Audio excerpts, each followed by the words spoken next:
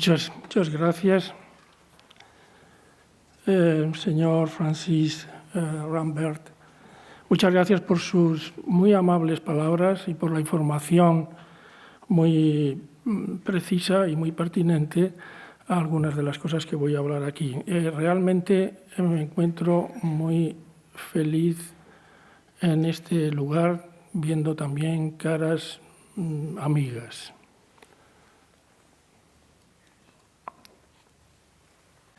Voy a hablar hoy un poco del tema del tapiz imaginario. Yo considero que el tapiz es ese espacio imaginario que se crea en torno a los proyectos y precisamente trabajando quizá toda mi vida en distintas maneras expresivas, en distintas prácticas artísticas, la consideración del tapiz ha llegado a ser una verdadera obsesión y precisamente por esa obsesión he llegado a encontrar hilos conectivos entre esas diversas prácticas artísticas que he practicado. Yo voy a leer y me voy a citar a mí mismo unas palabras sobre el concepto de tapiz que escribí para la Trienal de Milán en el año 1992, creo, que decía así: cualquier objeto construido es como la figura de un tapiz hecho con hilos que van de un lado a otro de la urdimbre. Por leyes generativas de conexión y por el orden de elaboración se crean figuras cuya naturaleza revela un conjunto de variables, los hilos. Tiendo a pensar que un objeto no tiene principio ni fin. Al observarlo adecuadamente se revela una trayectoria hacia afuera que llena el espacio que lo trasciende, queriendo ocuparlo todo. Un objeto es la figura en el tapiz, hecho de hilos que se extienden sobre la totalidad de su superficie. Aunque al mirar un detalle identifiquemos la figura, la presencia del todo es igualmente importante. Los hilos de color azul, rojo, negro y oro se anudan en la figura y siguen su camino sobre la superficie entera. A la mirada convencional se le ofrecen objetos recortados o aislados, pero lo que ellos no son tiene tanta o más relevancia. Por eso, al proyectar o al pintar, quiero captar un impulso que tiende a escaparse y vagar por una trama infinita. Pretendo que en cualquier construcción el ensamblaje de los componentes ponga de manifiesto que estos son cortes, fragmentos o secciones en un mundo esencialmente continuo. Esa continuidad y este sentimiento de que todas las cosas están conectadas, incluido nuestra experiencia, es decir, nuestro estar en presencia de una obra de arte, es lo que se explica seguramente como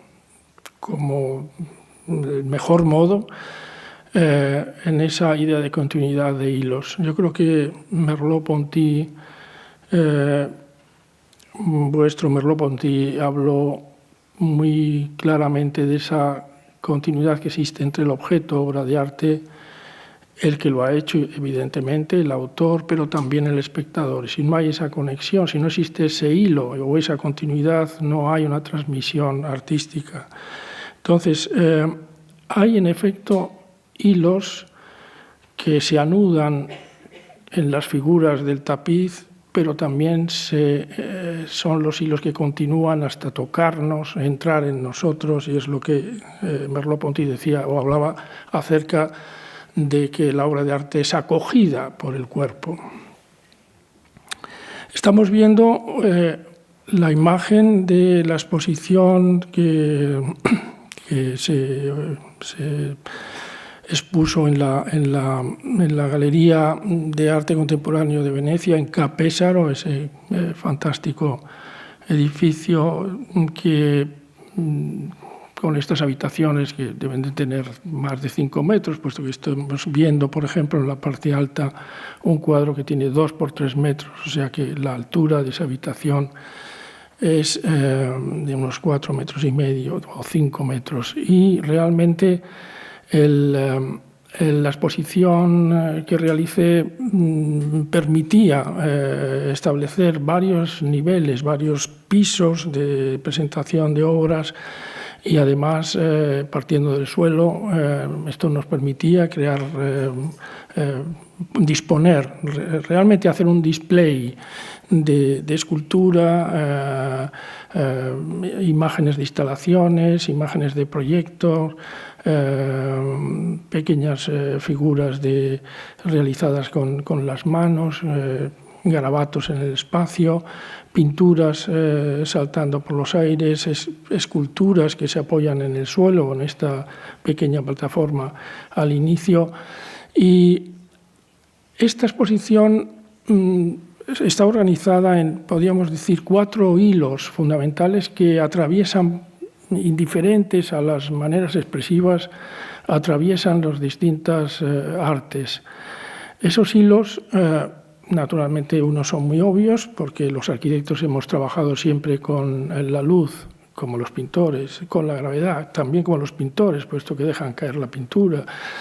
El cuerpo, puesto que es quien lo hace, pero además se mueve en la percepción, se mueve dentro del espacio. Existe un horizonte, que es una arquitectura a priori que está simplemente creada por la existencia misma del ser humano. Y también en el cuarto nivel de hilos, lo que significa los procesos, es decir, los procesos de construcción y destrucción. No hay construcción si no hay destrucción. En teoría de sistemas no existe algo que distinga la construcción de la destrucción. La entropía es necesaria, asimismo la organización de la complejidad vive sobre nada en ese sistema de intercambios y, por tanto, en cierto modo de desorden.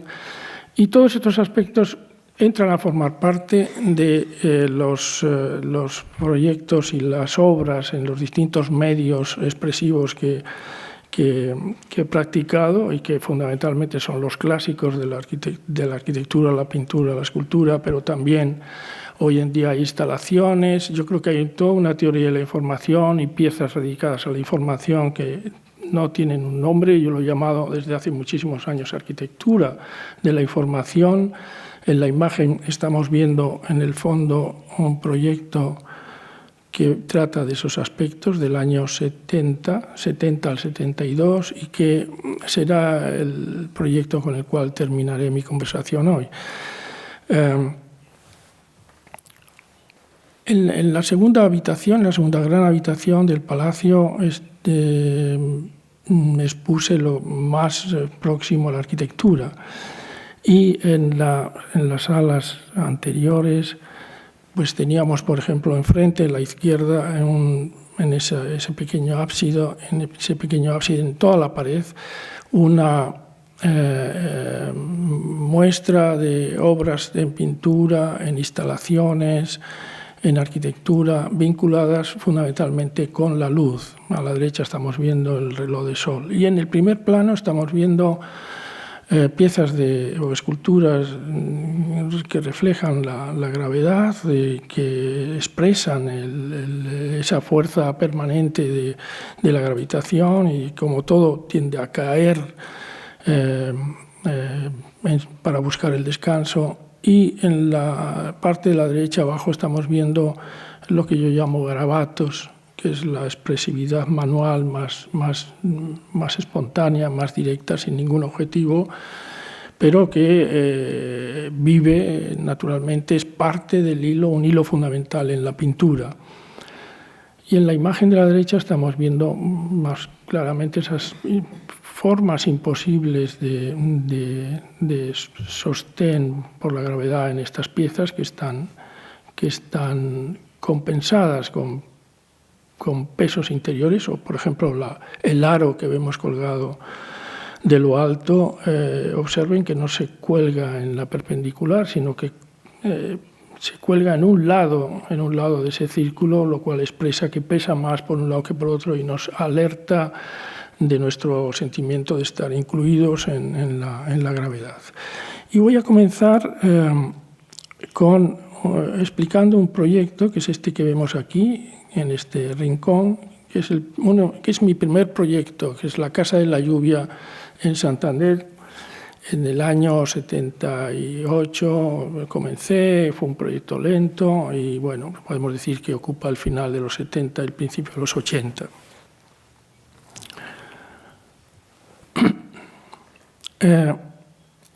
Es quizá uno de los primeros proyectos que consideran el objeto como un atado, por eso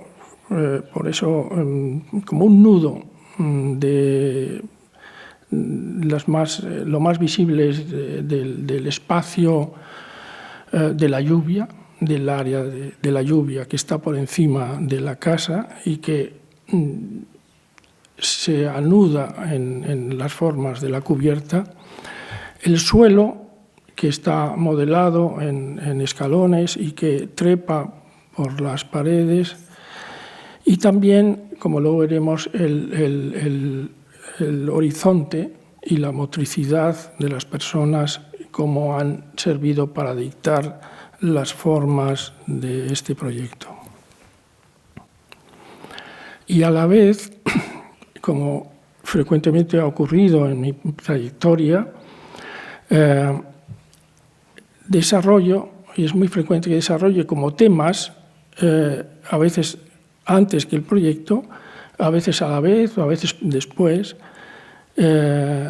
tratando de establecer conexiones entre la arquitectura y, en este caso, con una pequeña instalación que es una casita hecha de mármol negro, una cubierta de cobre a dos aguas y la lluvia representada con esa especie de ducha creada sobre ella. Es decir, el proyecto anterior, en el fondo, contiene elementos, el más sencillo, que es el de la lluvia, que aparece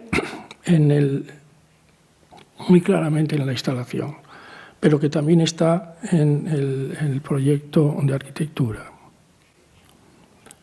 Es una casa en forma de U que se extiende hacia el valle, observen esos bancales ascendentes, y se instala en una plataforma artificial creando un pequeño patio que está limitado por los brazos de la casa y al frente por una pérgola que tiene mucha importancia, como veremos luego, para la trayectoria visual.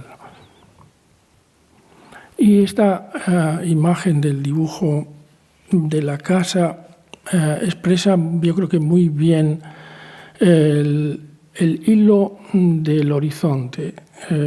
Como ven, todo el alzado lateral está atravesado por una ventana corrida, ocupando todo el espacio de ese ala y también rompiendo la opacidad del suelo y de la construcción de la base por debajo de la línea de recogida del agua de los canalones que aparecen como en la parte superior. Es decir, es una franja de horizonte horizontal que define formalmente la arquitectura. Yo tengo que decir que mi arquitectura no tiene ningún valor formal si no está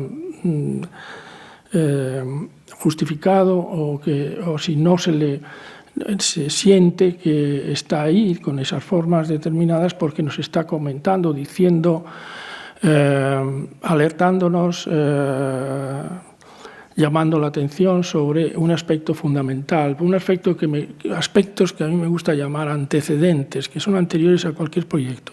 Hablo del agua, por ejemplo, anterior a cualquier proyecto, de la gravitación, que es la estructura, de la materia, el suelo, y del horizonte de la persona, del habitante, que con su mirada construye realmente la geometría de la casa. Estas serían las plantas. Entra la casa por detrás y se asoma a un paisaje de valle muy distante, haciendo un pequeño espacio de estar al aire libre, amparado por la propia casa. Y hay otro aspecto que proviene realmente de nuestro, iba a decir nuestro o vuestro gran Marcel Duchamp, que tiene que ver con construcción y destrucción de los aspectos semánticos de cualquier objeto, que yo creo que eso es uno de los aspectos importantes, o más importantes, seguramente, de las preocupaciones mías acerca del futuro, de cómo actuar con la arquitectura en un mundo que ya está construido y que hay, por tanto, que trabajar con lo que ya está construido. Hoy veremos algunos aspectos relativos con eso.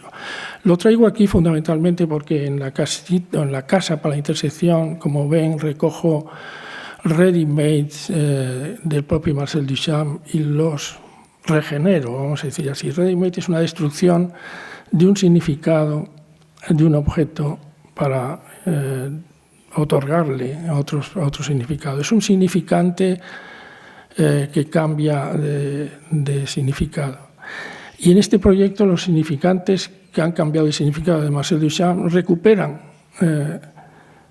el significado inicial. Las ventanas vuelven a ser ventanas, la puerta que abre y cierra vuelve a ser una puerta, el molino vuelve a funcionar para mover una rueda de bicicleta que está en el lado que no se ve mucho en la imagen de la fotografía. En cualquier caso, es un tema que me interesa aquellos cambios que se pueden realizar sin cambiar físicamente nada, cambios en los significados. Y eso, como digo, es algo muy importante para una arquitectura en un mundo que en gran medida ya está hecho y que tiene que estar construido con elementos completos ya hechos. Pero algo de esto ocurre también en esta casita que estamos viendo, y es, al entrar, se entra por detrás, como he dicho, la casa se abre hacia ese patio que tiene una pérgola al fondo. Hay una pequeña, en el dibujo se ve una persona que está ahí bajo la pérgola que marca toda la visión del valle. Pero hay en el dibujo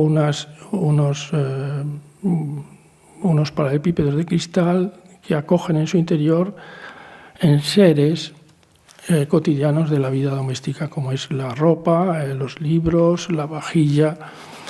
Y, en cierto modo, es una sección o es un anudamiento de hilos que tienen que ver con la vida cotidiana, pero que generan forma y disposición, display en el espacio de la casa. Esta es una intención que proviene de la conciencia ya, estoy hablando de los años 70, de lo que había hecho el propio Marcel Duchamp con los objetos encontrados, cómo se puede hablar o decir cosas o crear estratos en la complejidad de un objeto que están deliberadamente puestos para servir de darle un significado relativo a la vida, a la cotidianidad de la vida. Bien, ahora hablaré sobre algunos aspectos de este objeto, que es el Museo de Altamira, en Santander. Es un proyecto del año 90 y pocos, y que fundamentalmente para mí está muy vinculado a la propia idea de génesis geológica de una cueva. El proyecto, que como digo es del año 1994 a 2001, nace de la necesidad de crear un centro de investigación de las cuevas de Altamira, un lugar donde se exponga una réplica. Este es un tema muy importante, también lo conocen bien en Francia, una réplica muy bien hecha, por cierto, de lo que contiene la cueva de Altamira. Está cerca de la cueva original, en una parte que la construcción no podía dañar para nada el área impluvial de la cueva original, y es fundamentalmente un bajo relieve. Es un bajo relieve por muchas razones, porque las cuevas en el fondo son o se generan naturalmente por superficies de roca, que el lavado del agua, etcétera, producen una cavidad, y lo que quería realmente era que la arquitectura fuera una metáfora geológica, que fuera algo así como una cueva artificial, pero también algo muy importante era que no tuviera una importancia formal próxima a lo que es verdaderamente el santuario original. Y estamos viendo todo lo que es la finca en la cual se desarrolla este centro de investigación y de exposición y de difusión de la cueva. Hay un programa bastante grande, aparte de albergar la réplica, de crear las salas de exposiciones, algunas generales y otras temporales, y también unas aulas, una biblioteca, y una pequeña administración y taller para el estudio de los restos que se encuentran en esa cueva. Bueno, la imagen de la derecha es una imagen que yo creo que refleja bien la idea de que es un bajo relieve, realmente se levanta muy poco del suelo. Todos los dibujos que ya hacía en ese momento tienen esta línea de puntos que marcan el suelo natural y reproducen con la arquitectura esa idea de bajar a una cueva desde una boca hacia la derecha, y como esa inclinación permite el descuelgue de unos espacios que van a ser ocupados y que luego tiene, como ahora veremos, importancia para el aspecto general e incluso la idea que hay detrás de la creación de esa cueva artificial, teatral, etc.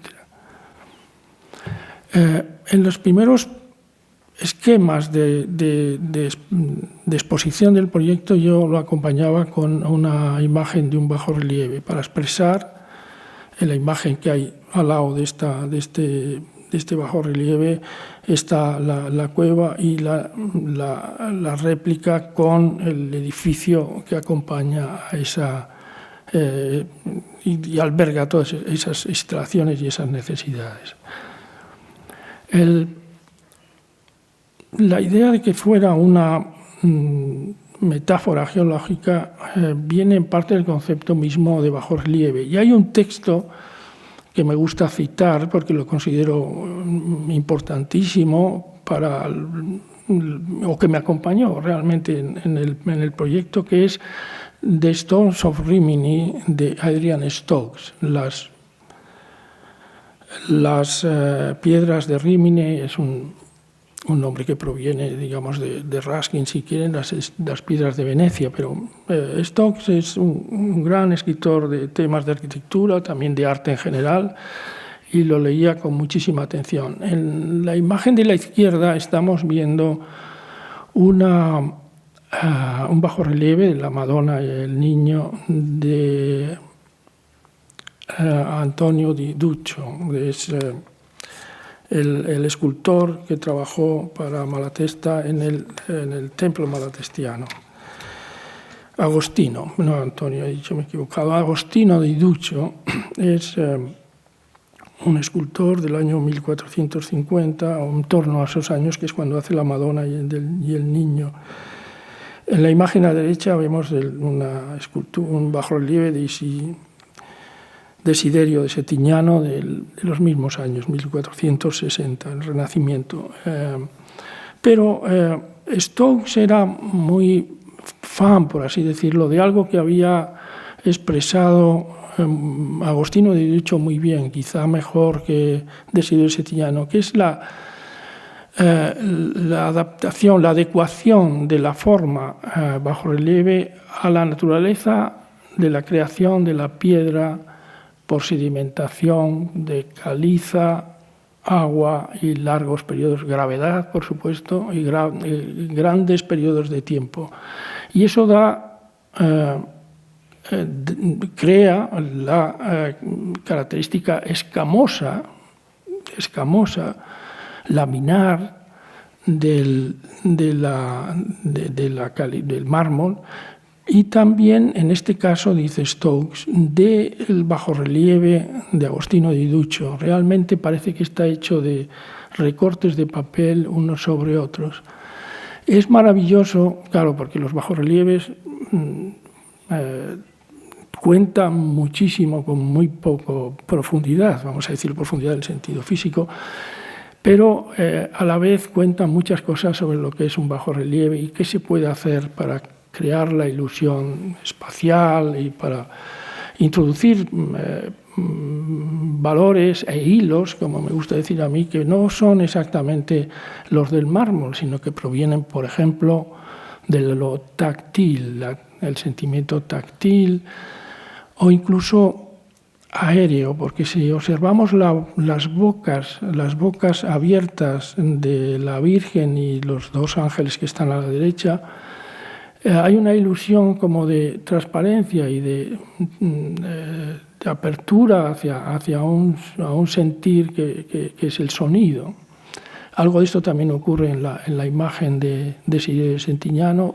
Desiderio de Settignano además produce muy bien la idea de espacial, el fundido de las figuras que se ven en el fondo, ilusión de perspectiva sin tenerlo. Y también hay algo que para mí tiene importancia y tiene algo que ver con el proyecto, que es observar cómo las manos se entrelazan, entran dentro y dentro de otra mano, creando en esa escama, como decía antes, esa laminita, una sensación de profundidad. Lo mismo la mano que coge, la mano de la Madonna que coge al niño por detrás, y la manita del niño que se introduce entre los dedos de la Madonna, de la Virgen. Y lo mismo ocurre en la imagen de Desiderio de Settignano, y es muy bello, como la madre con los dos dedos, recoge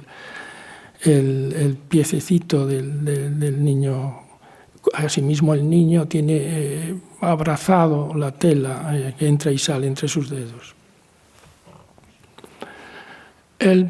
La sección del proyecto, tiene algo de eso. No sé si no vino el proyecto por eso, pero había naturalmente un sentimiento parecido de entrar, de salir y entrar, de crear una apertura en la que no hubiera un sentimiento de relieve y una afuera y una adentro, sino que los dedos, por así decirlo, del proyecto se entretejieran. La estructura es muy intencionada para crear este sentimiento de láminas que además se abren buscando la luz, como puede ocurrir en la cueva. La orientación es magnífica porque toda la entrada de la luz es hacia norte, por lo tanto hay un control de la luz universal, vamos a decir así, desde el proyecto. Aunque se puede pensar que una cueva es algo angosto, una cueva cuando se trata de cubrir da grandes luces, obliga a grandes luces en el proyecto. Estamos viendo luces de 30 metros en lo que va a cubrir realmente la cueva o la parte de la cueva, como ahora explicaré. Y luego las salas de exposiciones se organizan con unos pocos pilares, pero en sentido longitudinal, no en el transversal, que sería lo más económico quizá, precisamente como luego veremos, para no afectar a la luz, para que el hilo de la luz fuera emocionante y también el propio hilo de la gravedad y el sostén de esas losas que parecen girar en el espacio. Bueno, esto es lo que quería decir con relación a como ven, los pilares soportan una viga, en este caso de las salas de exposiciones de unos 17 metros aproximadamente. Hay una losa que gira, no sabemos dónde se apoya, en principio mirando esta imagen, pero se apoya por detrás a tracción, y luego veremos de dónde viene esa idea. Viene precisamente una pieza una pequeña escultura. Y luego la luz es emocionante porque como es una losa rasgada de 17 metros, parece una línea inmaculada, sin nada que lo atraviese ni ninguna estructura que lo rompa. Entra limpia hacia el interior, resbala por la pared, ha entrado en el espacio y sale a buscar la luz. Y bueno, estos serían los espacios en los que se disponen es la sala de exposiciones de ese museo. Bueno, esto es efectivamente el trabajar en este caso como un escultor. Esto es una pieza de carácter indicativo, la gravedad, ¿no? Expresa bien la idea de que todos los objetos tienden a caer, etc. Cuando vemos la losa que hemos mostrado en el interior, y vemos la maqueta, vemos que está sostenida por detrás como con los hilos a tracción que permiten llevar los esfuerzos a una viga que está detrás de esa propia losa. Parece que está en el aire, pero está sujetándose desde detrás. Efectivamente es un hilo, la gravedad, un hilo, la luz, que se anudan. Otro hilo sería la tensión que se puso dentro del proyecto buscando el que sea un bajo relieve, muy bajo relieve, y albergar, por así decirlo, un ejemplo de geología y de estructura laminar y en escamas, como he dicho. Lo que se construye para albergar la cueva, la neocueva, es este espacio que vemos aquí. Fundamental, la sala más importante de las pinturas está en esta sala que se llama la Sistina del Paleolítico, de la pintura rupestre, y que se apoya en el techo. Nosotros, o entre todos, pensamos que había que albergar todo este espacio. Y la entrada es importante, o para mí era muy importante lo de la entrada. La entrada original estaba aquí y tenía este ancho. Luego hubo derrumbes, pero cuando se pintaron cuando se hicieron las pinturas de Altamira, esto estaba abierto.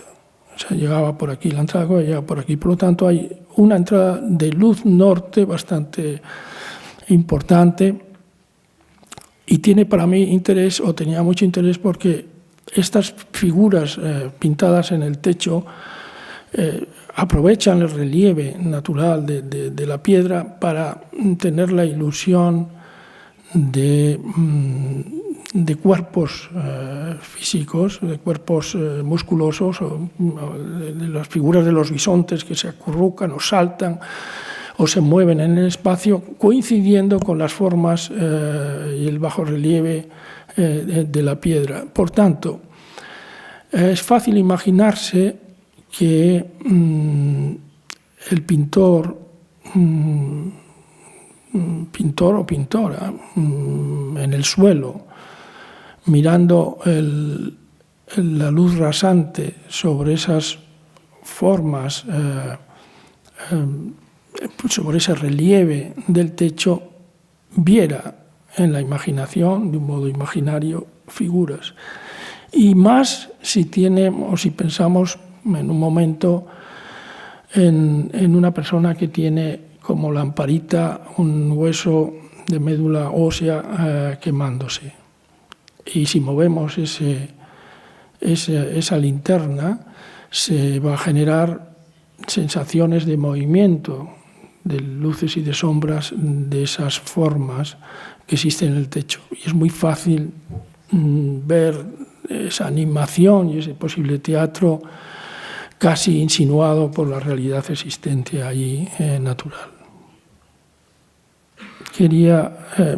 Esto es la planta. La planta tiene en la entrada de la cueva que se dobla hacia el interior, da pie a estos espacios. Encima está una biblioteca y una dirección, y luego las salas que hemos visto también en fotografías. No voy a explicar, no es el tema. Ese no es el tema, sino explicar del tapiz imaginario. Esta es la planta para minusválidos bajando hacia la cueva, haciendo más fácil el recorrido en este zigzag. Y lo que sí era importante, y aquí también se puede ver, naturalmente esto es un suelo preparado para gente que pueda andar fácilmente y también algunas personas incapacitadas o con discapacidades. Y lo importante es ver el mismo cielo y árboles que puede uno imaginar que vieron aquellos hombres que estaban más o menos en esta zona que ya es la zona de los polícromos. Y ver incluso ese relieve que si se apagasen las luces se vería mejor de la luz que penetra por la boca de la cueva. Este es un esquema como la cueva baja. Y aquí vemos también algo que me parecía esencial. Esto es un teatro, no tiene más trascendencia, es un teatro para decir cómo es más o menos. Bueno, está hecho con una enorme precisión, toda la topografía del techo de la cueva, pero a mí me gustaba la idea de que por encima de del trasdós de esta, o en el camaranchón, como se puede decir en este teatro, colgado de las mismas vigas que vemos arriba está la biblioteca y la dirección, y que a través de este espacio, que es público, semipúblico, se puede ver todo el escenario creado para que abajo se vea las pinturas reproduciendo, como la réplica de las pinturas de Altamira. Y al fondo incluso, aunque esto ocurrió un poco después o en el propio proceso de la obra, que es dejar libre la escama de la superficie de las pinturas, que está colgado de las vigas que van de lado a lado, dejaran visible también el mismo paisaje que hemos visto desde el interior de la cueva. Es decir, realmente creando esa escama, ese tejido como de dos, tejido laminar o escamas de los que hemos hablado desde el inicio, que está formando parte del tapiz imaginario de este proyecto. Bueno, esto ya son la gente visitando por abajo, ¿no? Y estos fueron los pintores que hicieron un trabajo, yo creo que excelente. Me daba bastante envidia porque me hubiera gustado trabajar en esta recreación de Altamira. Luego eso va a constituir el techo, etc. Fue también una manera de estudiar muy detalladamente. Y además, naturalmente, cuando uno sigue esto de cerca se da cuenta de la enorme dificultad y la gran cultura pictórica que tenían aquellas personas. Bueno, estas son las salas. No pongo las salas como están con sus instalaciones porque ya se puede imaginar que no me gusta. No me gusta cómo se hace en la museografía en general, sobre todo este tipo de museos donde se basa más casi en lo antropológico que en la exposición de pinturas o de facsímiles o de dibujos de arqueólogos, que hubiera sido realmente para mí lo más excelso que se puede, digamos, con lo que se pueden ocupar estos espacios. Pero bueno, yo creo que el espacio es hermoso. Bien, pasamos a otro proyecto. También bastante, es un poco de los primeros, pero voy a hablar de aspecto parcial, no voy a contar. Esto es el Palacio de Congresos de Salamanca, que está en el borde de la ciudad, que se organiza como un paralelepípedo donde está la gran sala y otra zona donde se hace la sala de exposiciones, en esta arquitectura de pilar y dintel, contrastándose con la cupular de la izquierda, unos propileos que ascienden a la parte alta de la ciudad, limitándola a la vez, y se comunica por debajo de ella en el uso, en las funciones del Palacio de Congresos de Salamanca. De lo que voy a hablar hoy es de algo que me parece importante también para explicar qué significan estos hilos de los que he comentado, hilos que atraviesan proyectos, que es de la rendija de la continuidad de la cúpula vaída que ocupa todo el espacio de la sala. Esto yo lo he explicado de muchas maneras. Una de ellas es un poco tonta, por así decirlo, pero es como asociándolo a una rotura, a una destrucción de una casa de Gordon Matta Clark, que por los años en que yo estaba en Estados Unidos también él trabajaba, y realmente yo estaba alertado también a priori por trabajos que había realizado sobre temas de cortes que ahora veremos. Yo creo que lo importante, se habla de este espacio, a mí formalmente no me preocupaba demasiado el tema de que era una cúpula. Sí me interesaba como ready-made de la arquitectura, como un ready-made de la arquitectura, como algo que se ve en todas partes. Porque además lo que quería era destruirla, en cierto modo, destruir la continuidad de la cúpula, devolverle hacerla que permita la entrada de la luz, es decir, transformarla en algo de mis propios intereses.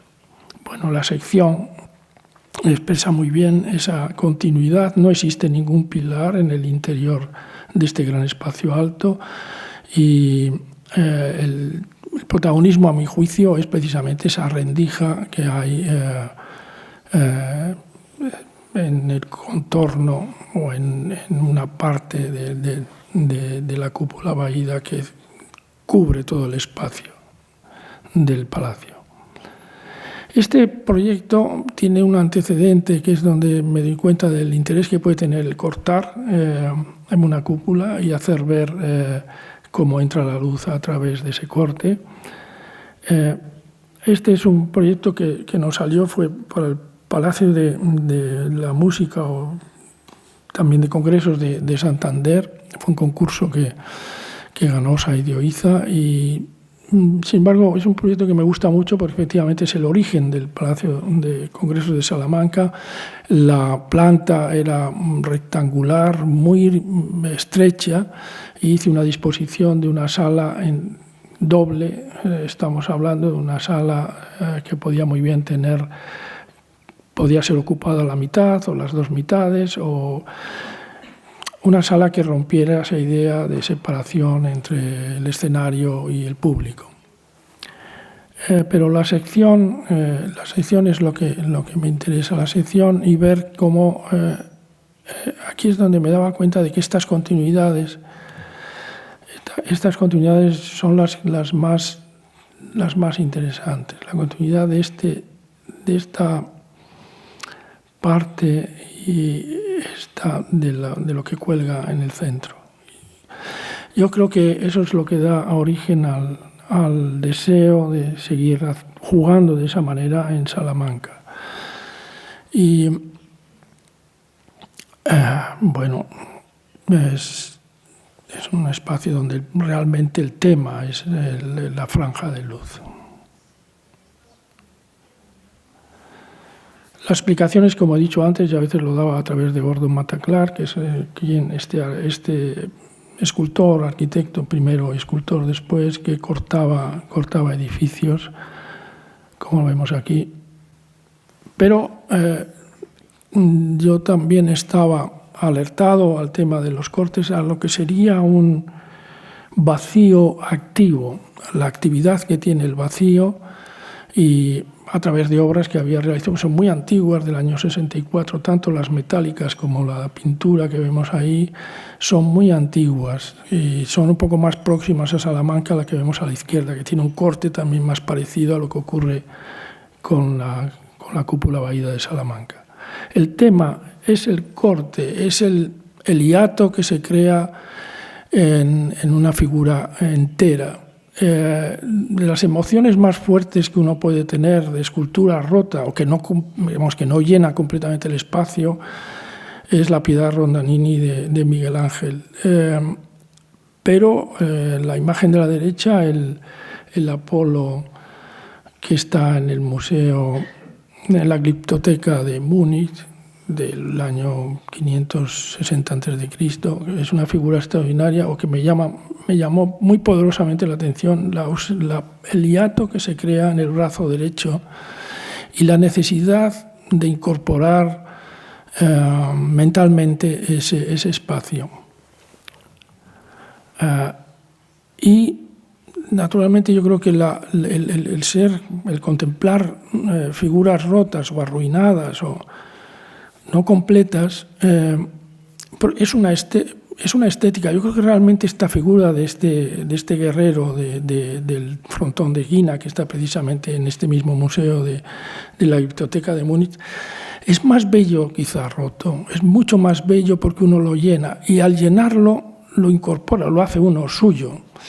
Eso yo creo que lo sabía Henry Moore cuando hace estas figuras, cuya continuidad es fácil de deducir, por eso tiene siempre algo de posturas ready-made, la cúpula es fácil de continuarla visualmente porque todos sabemos cómo es, y sin embargo se enriquece y sobre todo nos atrapa en la contemplación. Antes decía el hilo que Merleau-Ponty veía que se establecía entre la obra de arte y el espectador, el observador, se hace muy evidente. En mi propia trayectoria también como pintor, tengo una experiencia acerca de los after images, de las imágenes que se crean ante una imagen objetiva, que se crean en la subjetividad del funcionamiento del ojo. Si se fijan en el verde un momento y mueven ligeramente la vista, verán cómo salta. Bien, ese es el efecto bien conocido de lo que se llama post-imagen o after image. Pero para mí este tema es una expresión clarísima de que el arte lo que hace es eso, colaborar con el espectador, como ha colaborado con el autor, para crear un vínculo extra que no está ni dentro ni fuera, que está en la colaboración de los dos. Y eso es lo que ocurre en las figuras rotas. Uno se hace... Se integra en la figura rota.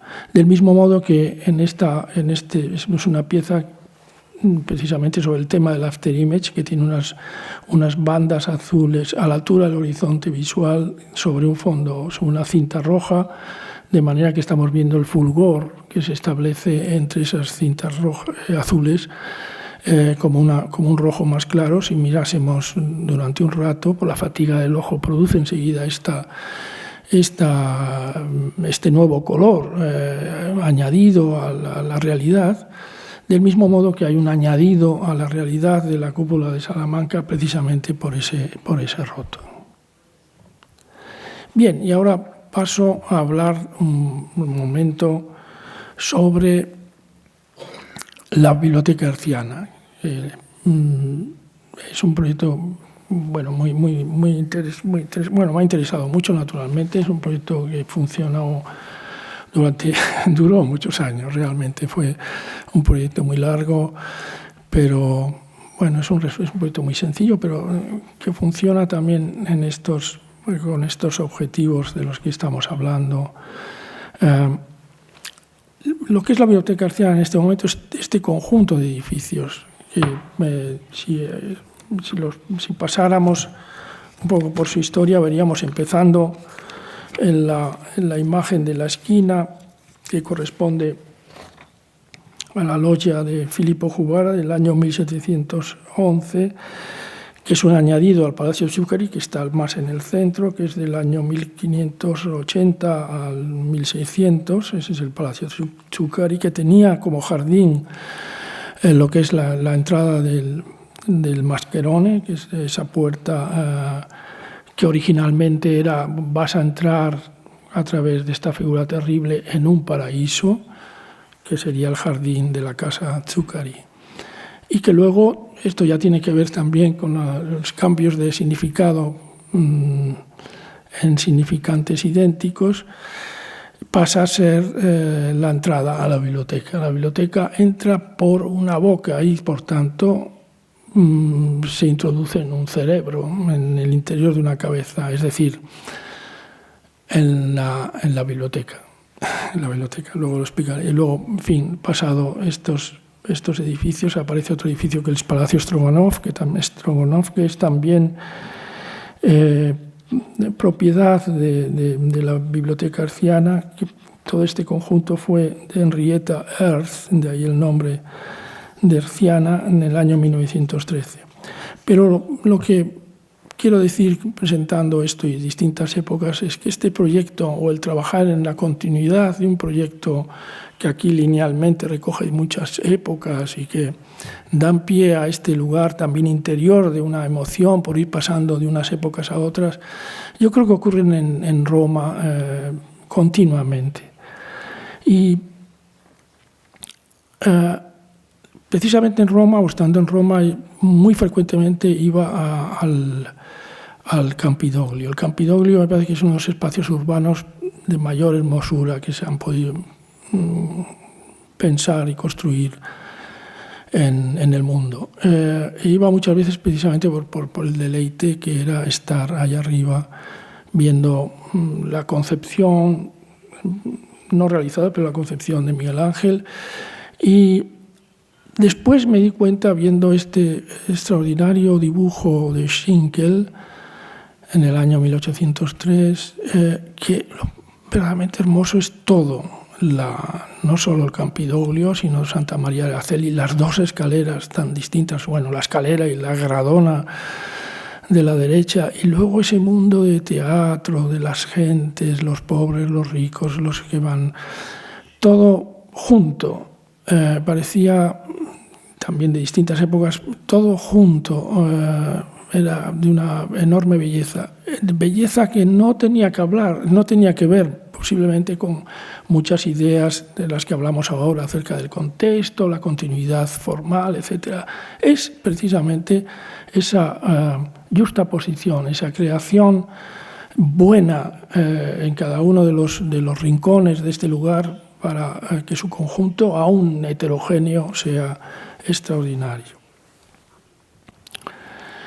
Para el proyecto de la Hertziana, yo tuve en cuenta también algunas cosas que me parece que reflejan maravillosamente lo que es el ambiente del alto de la Plaza de España, Santa Trinidad, y lo que es la naturaleza, el sol moviéndose en el día claro, desde la izquierda a la derecha, la arquitectura culta, por así decirlo, el obelisco, la fachada de Santa María, la arquitectura espontánea del fondo, los contrafuertes para crear las escalinatas de la Plaza de España que se ven ahí abajo, y la naturaleza en esta especie de hondonada que vemos en primer plano. Este es un cuadro fantástico, como habrán leído ya, de Camille Corot,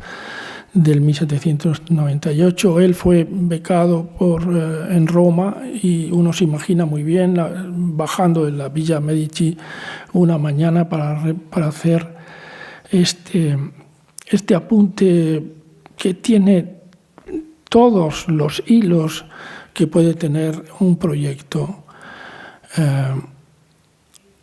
Prácticamente se está viendo el contenido de luz casi de oro que en el cóncavo, en la concavidad central, justo bajo del obelisco, en esa concavidad central está toda la luz como puesta en una mano, que es una mano que es pura naturaleza o que se ve a través de la naturaleza, pero que está construida por esos muros de contención, esos grandes muros de contención. Y el sol resbala de la izquierda a la derecha, creando esas sombras de luces azules cobalto, limpísimo, que se ve en el fondo. Y otra imagen que parece ya que incluso, que lo pone en movimiento, una imagen anterior de Piranesi sobre la Plaza de España ya construida, donde uno siente realmente el sol como cayendo, rodando, como resbalando por las escaleras. Parece el sol que está a la derecha, parece que se lo expresa la propia escalera como algo que cae, que se hunde en ese gran salto de la topografía natural. Bueno, tener conciencia de que el proyecto, que es un proyecto de remodelación interior fundamentalmente, reprodujera de estas cosas que estamos hablando, que contuviera dentro de esa boca hilos que hemos mencionado, la luz, el muro de contención,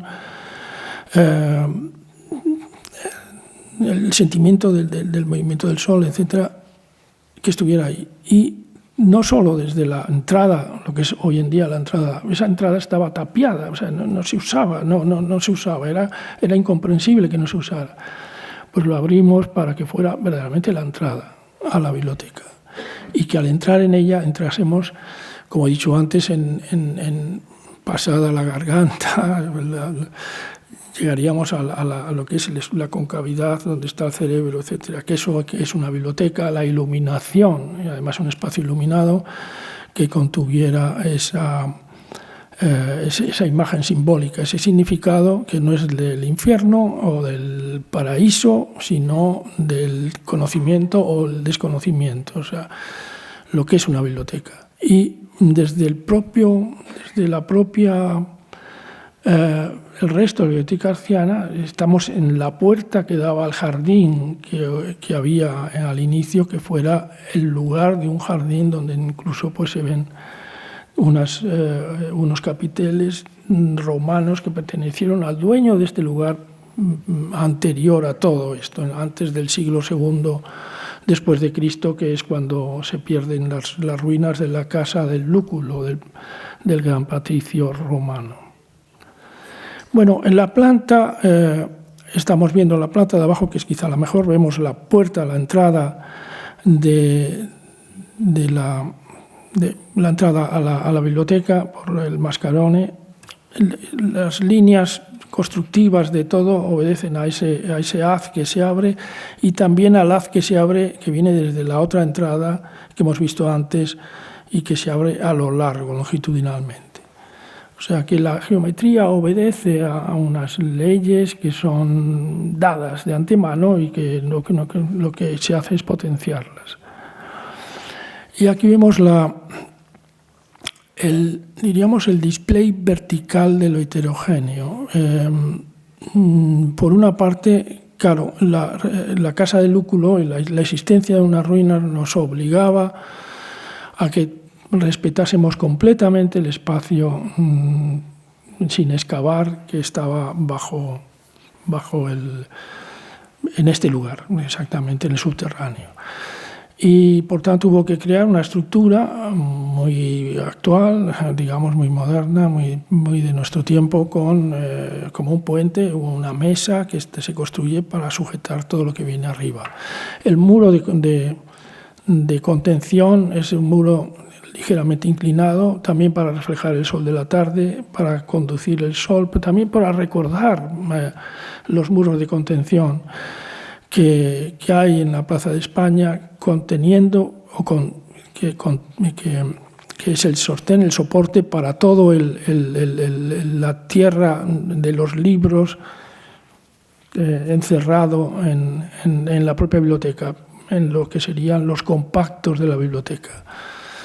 Y luego hay una bolsa de luz, de cristal, que es el patio, que se libera por completo de apoyarse en las estructuras laterales para que se produzca una emoción de objeto en el aire y además para tener una transparencia completa y un sentimiento de que al entrar, al cruzar la garganta, como decía yo antes,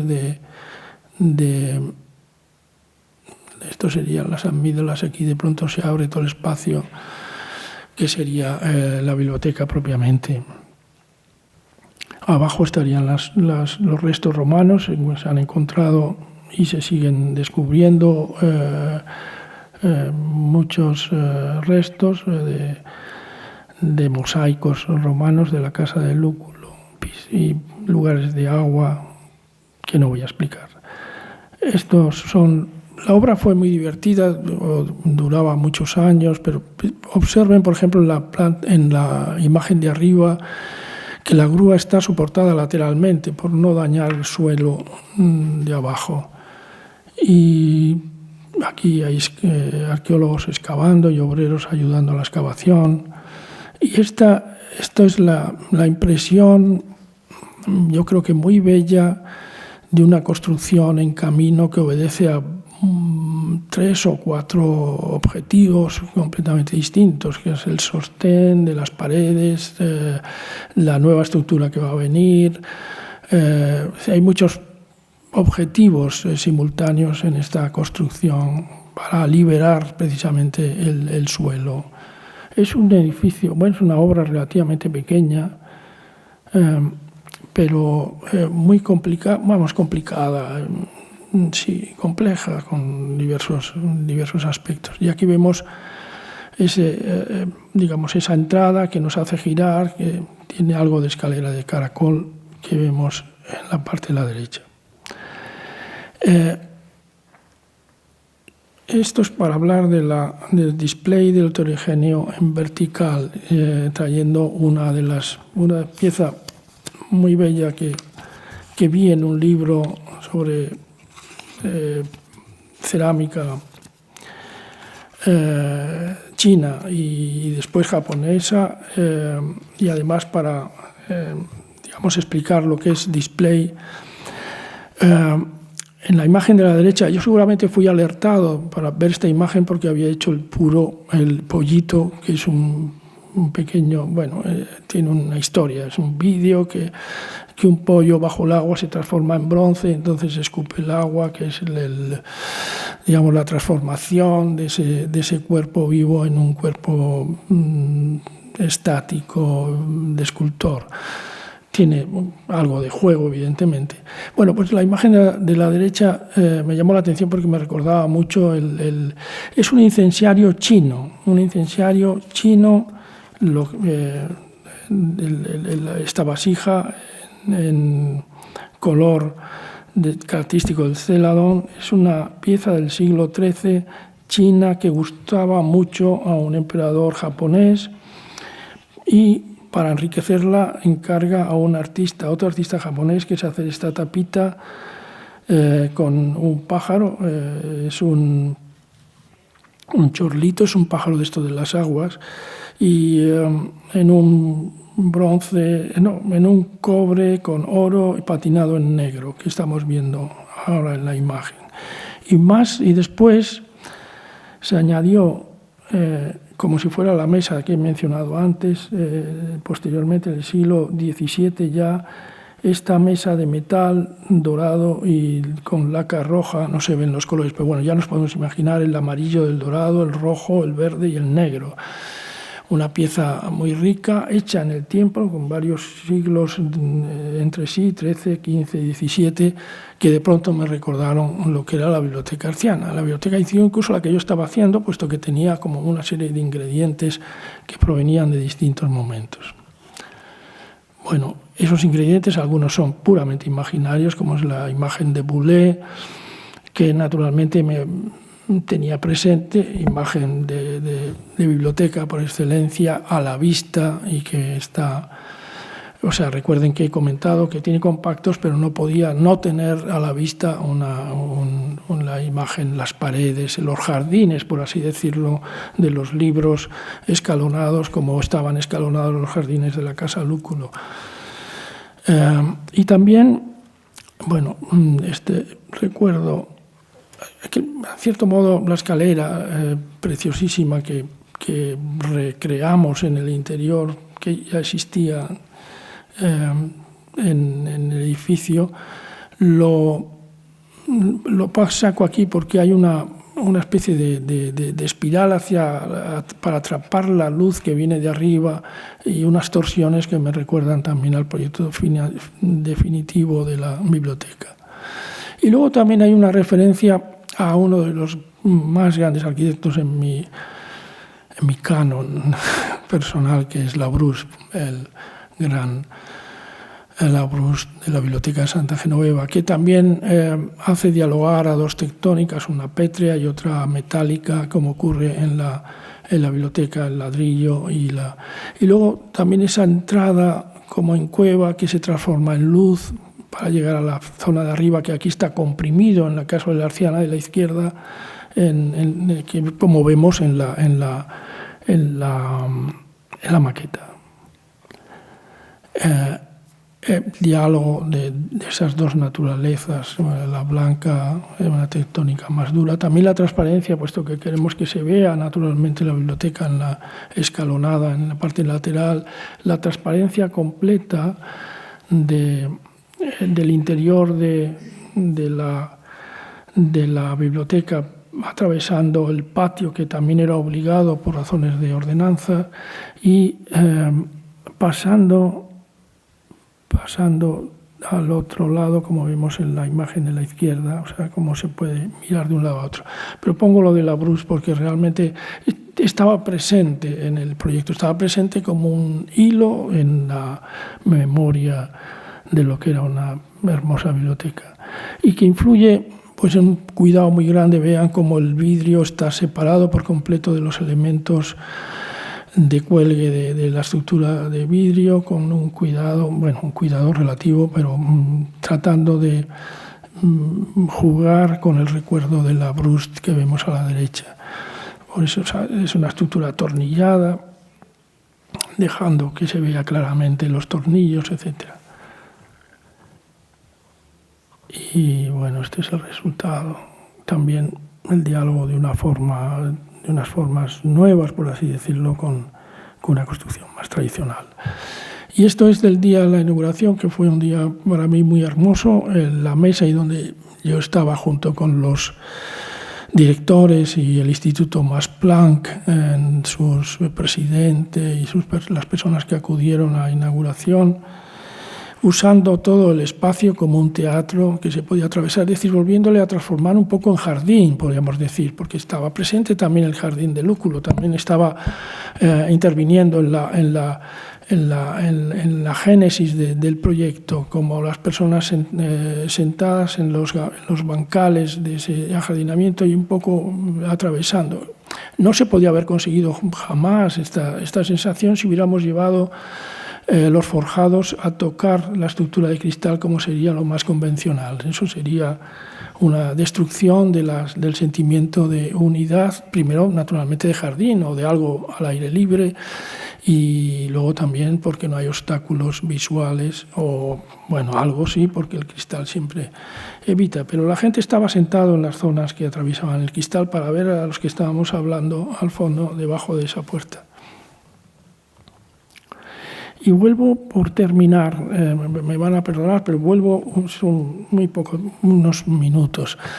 Uno de los primeros proyectos que hice en los años 70 es uno que llamaba el espejo sonoro. Estaba provocado por la preocupación de una arquitectura que estaba haciendo explícito, la arquitectura de Venturi y Scott Brown, que estaba haciendo explícito el valor simbólico, la arquitectura como comunicación, o sea, el estrato semántico de la arquitectura. Y esta es una pieza que naturalmente inicia algo de la arquitectura de información, que consiste en dotar a las personas intervinientes, vamos a suponer que es un ritual o unas danzas, con unos aparatos que emiten sonido y tienen una entrada, son sensibles a la luz. La gente lleva unas linternas, es decir, son una especie de prótesis de linternas de luz para tocar orgánicamente los cuerpos que tienen unos sensores o unos sensores de luz asociados, colgando en su cuerpo y, por tanto, produciendo sonido. El sonido, según la dirección en que venga el toque de la luz, es distinto. Por lo tanto, como vemos aquí, hay figuras que se mueven, se ocultan unos a otros, se exponen unos a otros,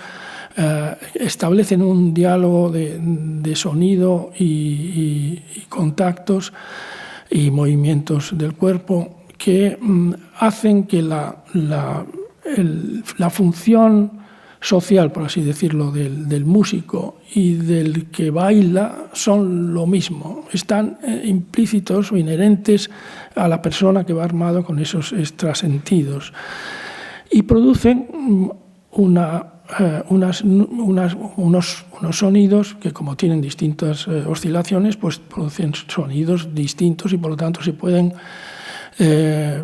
trabajar como si fuera un instrumento. El cuerpo de cada una de esas personas es un instrumento para otra persona y ya están produciendo sonidos. Y los sonidos los representé en forma de una nube o nubecillas más pequeñas, pero la idea de la nube, que ahora es lo que expresa Internet, y realmente es un poco como Internet. Tenemos una entrada directa en el mundo de la información, en la información creada, y a la vez podemos, por un feedback abierto creado, por ese feedback creado, no distinguir entre funciones de supeditación, etc. Todo esto tiene algo que ver con la idea de realmente hacer una arquitectura que obedezca a las transformaciones necesarias de las informaciones que debe contener la arquitectura. Este es el personaje que refleja esa idea, con la luz que entra, la luz que sale, los sonidos que se producen, la nube generada por los distintos contactos. Y lo que está haciendo es liberando, por así decirlo, cualquier imagen grabada de la antigüedad, como pueda ser esta de Colonia, del siglo XVII, donde estamos viendo la ciudad de la entrada de bienes a través del río, del Rin, y luego la ciudad misma, y sobre ella la ciudad de la información, la ciudad de las ideas, de la Virgen, de los dioses, de los personajes, de los reyes o de la monarquía, etc. Claro, naturalmente esta nube es muy parecida a la que yo representé, que digo que parece Internet, pero claro, está moviéndose, tiene una dinámica que la hace inestable, o que permite además que tenga dinámicas de distintos ritmos, etc. Y además está creada y corregida por feedback continuamente. Esa es la idea. Y como digo, esto también en esa época, en los años 70, lo estaba pensando con estructuras visuales sobre los edificios que generaban su propia información y sus actividades que están en el interior y que eran visibles al exterior, y que por tanto estaban moviéndose y cambiaban cómo pensaba que tenía que ser corregido el esquema, o bien del pato o bien del edificio sencillo con un cartel delante, y fuera algo realmente que perteneciese al mundo de la información, a la movilidad y la dinámica de la información. Esto es el aparato esto es un fotomontaje del aparatico que sí construí y está realizado y que suena, etc. Y los movimientos interpersonales para producir sonido. Estos son los instrumentos que se construyen para ello. Y he de decir que esta pieza completa, con los dibujos, estos aparatitos, el diagrama hecho con un ingeniero para producir distintas oscilaciones, la concepción, etc., precisamente lo tiene el Pompidou aquí en París. Y bueno, con esto termino. Muchas gracias.